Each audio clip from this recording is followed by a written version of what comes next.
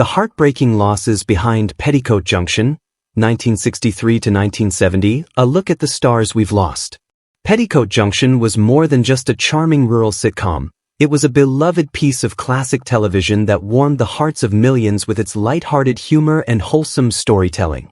But behind the laughter and the small-town magic of the Shady Rest Hotel, the cast faced personal struggles, tragedies, and farewells that fans never saw coming.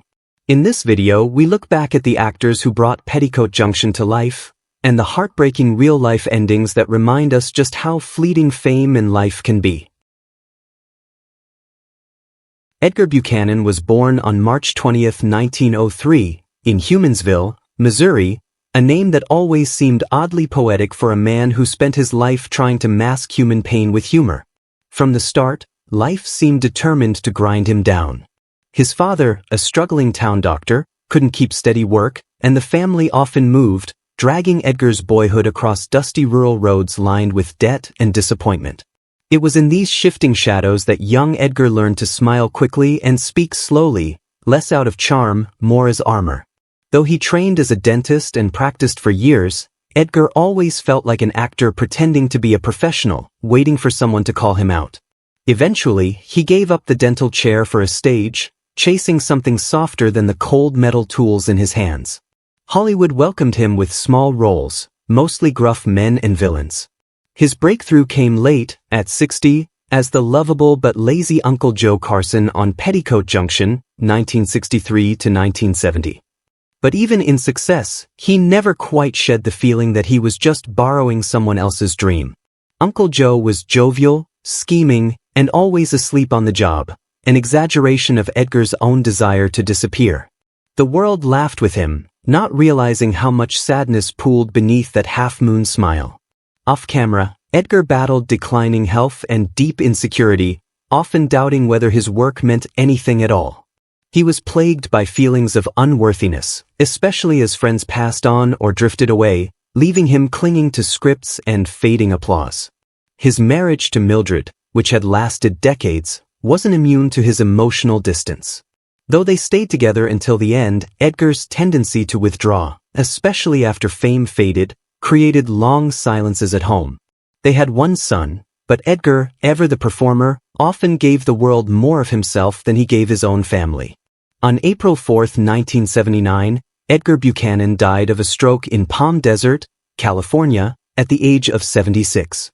His net worth at the time of death was estimated at $2 million, a modest fortune built from countless supporting roles. But no amount of money or laughter could erase the lifelong ache of feeling like a man who'd only ever played at being happy.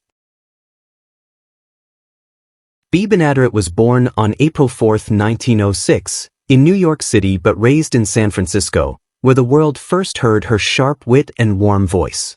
From a young age, Bea was always the funny one, using humor to cope with a quiet sadness that seemed to follow her. Her father, a pastry chef struggling with failed business ventures, and her mother, an Irish immigrant, offered love but little stability. Money was scarce. Childhood was colored by scraped knees, second-hand clothes, and the pressure of being cheerful even when the cupboards were bare. She began performing in radio during the Great Depression, her voice carrying across America even as she struggled to pay rent. Behind the microphone, she was bubbly and clever. Off it, she was haunted by a fear of being forgotten. Decades of work in radio and animation, often uncredited, fed her but never quite filled her.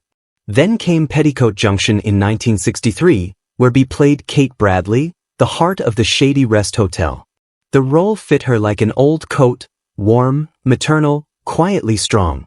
But by the time she became a household name, cancer had begun to stalk her behind the scenes. Even as her body weakened, she showed up to work, smiling through fatigue, hiding the brutal truth from much of the cast. Kate Bradley was the mother she wanted to be, even as her real-life body betrayed her. Her personal life was quiet, sometimes painfully so. Bea married twice. Her second marriage to sound technician Eugene Twombly offered stability, but she often admitted she felt more connected to her fictional family than to those around her. She had 2 children, yet spent most of their early years inside studios or rehearsing lines. In late 1967, She was diagnosed with lung cancer. She refused to let it define her, continuing to act until her voice failed and her strength vanished. Banaterat died on October 13, 1968, at the age of 62. She left behind an estate valued at approximately $1.5 million. But her real legacy was bittersweet. Millions knew her voice and smile, yet few ever knew how much pain she endured just to keep making them laugh. Frank Cady was born on September 8, 1915, in Susanville, California, a small, dusty town where dreams were modest and expectations even smaller. His parents ran a general store, working long hours for little reward. Frank, a quiet and observant child, spent much of his time alone, reading, imagining lives far from the counterbells and empty streets of Susanville. The Depression came like a slow landslide, and Frank saw early what it meant to live with quiet desperation. He never intended to be famous. At Stanford, he studied journalism, not acting. But the news business felt too distant, too cold. His heart pulled him toward the stage, and eventually to Hollywood, not in search of fame, but of purpose. For years, he played nameless roles, often appearing without credit. The world saw an everyman. Frank saw himself fading into the background. Then came Petticoat Junction, and later Green Acres and the Beverly Hillbillies. As Sam Drucker, the gentle, ever-reliable storekeeper, Frank became a fixture in American homes from 1963 to 1970. But while the world saw stability, Frank lived in a kind of limbo. Typecast and overlooked, he feared he'd never be seen as anything else. The applause never reached his ears. Off-screen, he quietly mourned the serious roles he was never offered, the complexity he was never allowed to explore. Despite the affection of fans, Frank remained emotionally guarded. He married Shirley in 1940, and their bond lasted a lifetime, but even she confessed he often seemed miles away, present, yet unreachable. They had 2 children, yet Frank kept his deepest fears and frustrations hidden behind a calm exterior, as if even his family had to squint to see him clearly. He retired quietly in the 1990s, rarely giving interviews, uninterested in reliving a past that never felt fully his. When Shirley died in 2008, something in Frank closed. He lived out his final years in relative solitude, far from the lights and laughter of the roles that defined him. Frank Cady died on June 8, 2012, at the age of 96. At the time of his death, his estimated net worth was $2 million, built not from stardom, but from decades of steady work. Yet for all his success, he remained a man half seen, half heard, forever playing the background in both his career and life. Smiley Burnett was born Lester Alvin Burnett on March 18, 1911, in Summum, Illinois, a speck of a town that seemed to vanish into the cornfields around it. He was a shy, chubby boy with quick fingers and a quicker mind, often retreating to the barn with a guitar to escape the sting of loneliness and the quiet tension of a poor household. His parents were hardworking but emotionally distant, leaving Smiley to find comfort in music, sketchbooks, and mimicry. Laughter, he learned, could be a shield. By the 1930s, Smiley had carved out a place in Hollywood's B-westerns, not as a leading man but as the comic sidekick, the fool, the clown, the one who made the audience smile. But the joy was often a performance within a performance. Behind the scenes, Smiley wrote over 400 songs and developed his own instruments, desperate for recognition as more than just the chubby goofball. He craved validation, but the industry only ever saw him as the funny guy riding beside the star. When Petticoat Junction cast him as Charlie Pratt in 1963, it was a small victory, a return to television after years of obscurity. Charlie was affable and absent-minded, much like the persona Smiley had cultivated all his life. But as his health began to fail from diabetes, the old spark dimmed. He often filmed while in pain, refusing to let on that his energy came at the cost of his body. Behind the laughter was a man running on fumes. Though he married Dallas McDonnell, their union was strained by long separations, grueling schedules, and Smiley's tendency to bury his emotions beneath jokes and melodies. They had 4 children, but Smiley was more present in studios than in his own living room. His family loved him, but many admitted they never truly knew him. By the mid-1960s, his health had worsened rapidly. He kept working until the very end, still cracking jokes, still writing songs no one would hear. On February 16, 1967, Smiley Burnette died of leukemia at the age of 55. His net worth at death was estimated at around $500,000, a modest sum for a man who had written hit songs, starred in over 100 films, and still died largely uncelebrated. Beneath the joy he gave the world was a soft, wounded heart that never truly got to speak. Rufus Davis was born Rufus Davidson on December 2, 1908, in Vinson, Oklahoma, a harsh land scarred by dust storms and poverty. His childhood was marked by silence, the kind that hangs in the air when a family is too tired to speak. He grew up on a failing farm with little more than dirt in his shoes and music in his head. From a young age, he imitated the world around him, train whistles, bird calls, voices from the radio, as if trying to recreate joy he rarely saw at home. Vaudeville became his escape, and from there, radio and film followed. But Rufus' talent always came with an asterisk. He was the voice guy, the mimic, the novelty act. People laughed, but few listened. He longed to be taken seriously, but the world only wanted his funny sounds and goofball charm. The spotlight kept him warm, but never close. In 1963, Petticoat Junction cast him as Floyd Smoot, the gentle, childlike train conductor. He shared the role with his real-life friend Smiley Burnette, and the two became a beloved pair. But even as audiences adored Floyd's innocent confusion and wide-eyed charm, Rufus struggled. Age was catching up to him. The producers wrote him out in 1968, quietly, without ceremony. The rejection stung deeply. Rufus never said much about it, but friends noticed he stopped smiling so easily. He never married. Some say he feared intimacy, others said he was simply married to his work. But behind every joke and whistle, there was a loneliness he never outran. His later years were marked by obscurity, with few visitors and fewer calls.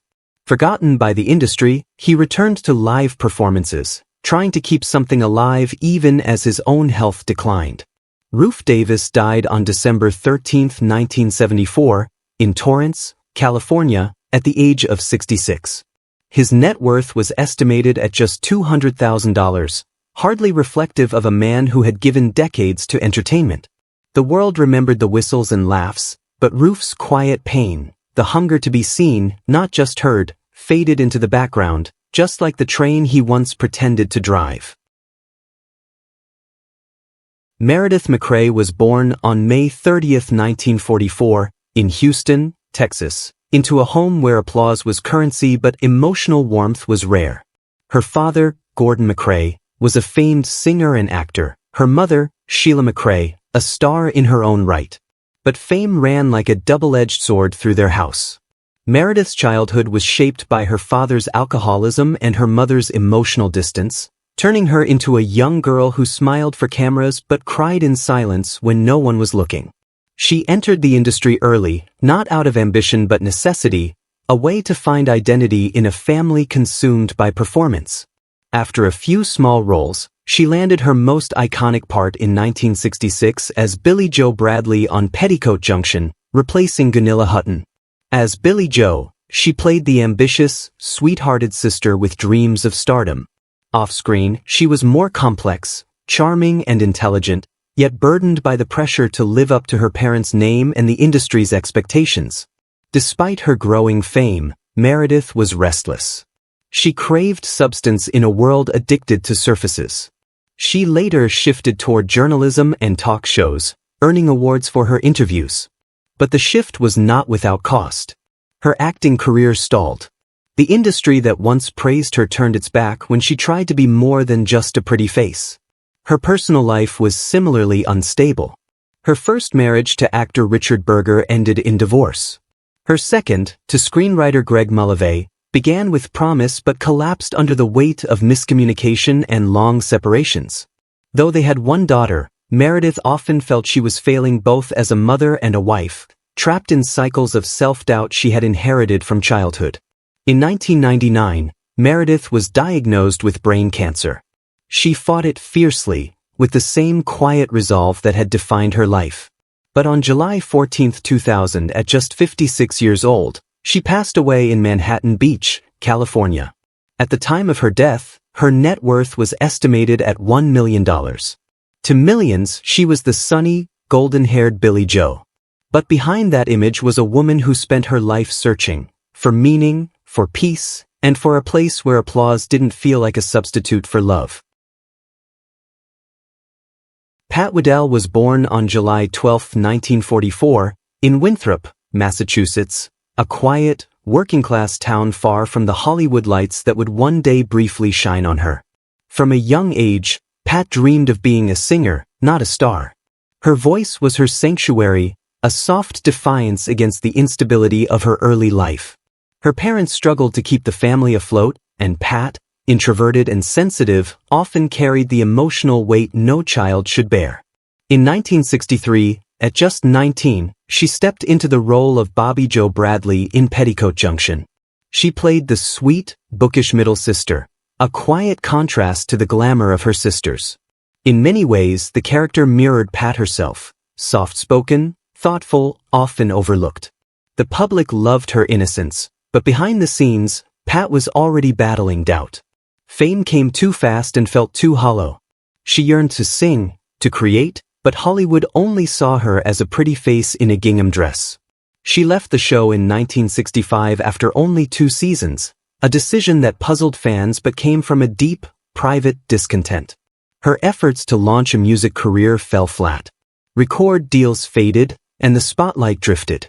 By the early 1970s, Pat found herself appearing in low-budget exploitation films, a desperate move born from financial need and a fading career.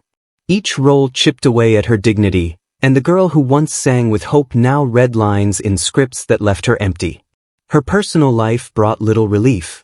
Her marriage to actor Gary Clark dissolved under the weight of career frustrations and unspoken wounds. Though she remarried years later, she remained haunted by a sense of failure, often retreating from the public eye entirely. In her later years, Pat shifted to motivational speaking and worked behind the scenes for a wellness organization, quietly helping others find peace she herself struggled to grasp. In 2015, after a long battle with cancer, Pat Waddell died on September 29 in Fallbrook, California, at the age of 71. Her net worth at the time of death was estimated at just $200,000. She once had the makings of a star, but Pat's life became a portrait of what could have been, a tender voice lost in the static of a world that never quite listened. Charles Lane was born Charles Gerstle Levison on January 26, 1905, in San Francisco, California, just a year before the Great Earthquake reduced the city to ashes. That destruction, so early in life, mirrored the emotional climate of his upbringing, rigid, disciplined, and unforgiving. His father was a newspaper editor, stern and precise, and young Charles learned early that emotion was something best hidden. Smiles were rare, praise even rarer. He gravitated toward acting not for fame, but for control, of dialogue, of expression, of space. With his wiry frame, piercing eyes, and acerbic tone, Lane became the industry's go-to villain, the grumpy bureaucrat, the sour landlord, the fussy clerk. From It's a Wonderful Life to I Love Lucy, he played over 250 roles, always sharp, never warm. Audiences loved to hate him, but very few ever knew who he was. Even fewer asked. From 1963 to 1969, he played Homer Bedloe on Petticoat Junction, the cold, relentless railroad executive who tried again and again to shut down the beloved train. It was a role that fit too well. Bedloe's disdain mirrored Charles's own frustrations with a system that never allowed him to stretch. He rarely gave interviews, stayed distant from co-stars, and considered acting a profession, not a family. Off-camera, he was meticulous, private, and deeply lonely. His marriage to Ruth Covell lasted nearly 70 years, a union based more on mutual endurance than romance. Though they had a son, Lane's devotion to work often eclipsed any attempt at deep connection. He confessed, late in life, that he regretted missing so many small, ordinary moments, birthdays, walks, dinners, because he was always chasing the next job. Remarkably, Charles lived to be 102, dying on July 9, 2007, in Brentwood, California. At the time of his death, his net worth was estimated at $1.5 million. He died quietly, just as he lived, without fanfare, without ceremony. A man remembered by his characters, not by his name. In the end, Lane spent his life making everyone else's story move forward, while his own was left tucked between the lines, sharp, necessary, and tragically overlooked. Virginia Sale was born on May 20, 1899, in Urbana, Illinois, a plain and practical place, much like the persona she would carry throughout her long, underappreciated career. The daughter of an English professor, Virginia grew up in a home where intellect mattered more than affection. Emotions were kept tidy, conversations stayed formal, and Virginia learned quickly to make herself useful, not needy. She never aspired to be beautiful, only memorable. With her sharp features and no-nonsense demeanor, she carved out a niche in Hollywood playing spinsters, school marms, nosy neighbors, the kind of woman who rarely got a close-up. She leaned into it, masking private disappointment with professional precision. Though often typecast, she worked constantly, grateful for the crumbs others wouldn't take. But inside, she knew the roles they gave her were a reflection of how the world saw her. Never the bride, always the background. Her role as Selma Plout on Petticoat Junction from 1963 to 1969 gave her a rare recurring presence. Selma was harsh, judgmental, and comically overbearing. A character exaggerated, yes, but not unfamiliar. Virginia brought to her a grounded bitterness that rang true. Behind every line was the echo of a woman who had spent her life being overlooked. Co-stars came and went, aging in the spotlight. Virginia aged in the shadows. Off-screen, her life was quiet. She married fellow actor Sam Wren, but theirs was a practical partnership more than a romance. They had one child, but Virginia rarely spoke of motherhood. It was as if she had learned long ago to compartmentalize, work here, love there, never mixing the two. She rarely gave interviews, disliked compliments, and lived frugally, even when she didn't have to. In the late 1970s, she slipped into obscurity, long forgotten by the industry she had served with quiet loyalty.